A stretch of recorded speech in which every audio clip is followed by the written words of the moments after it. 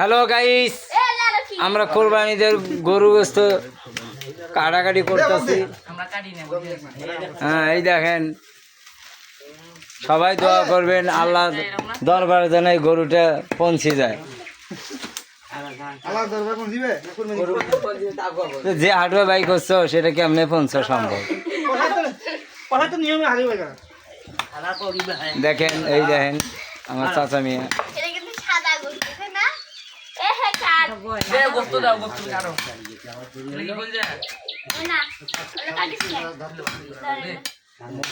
একটা বটি নিয়ে বসলে তো পারো কাটে।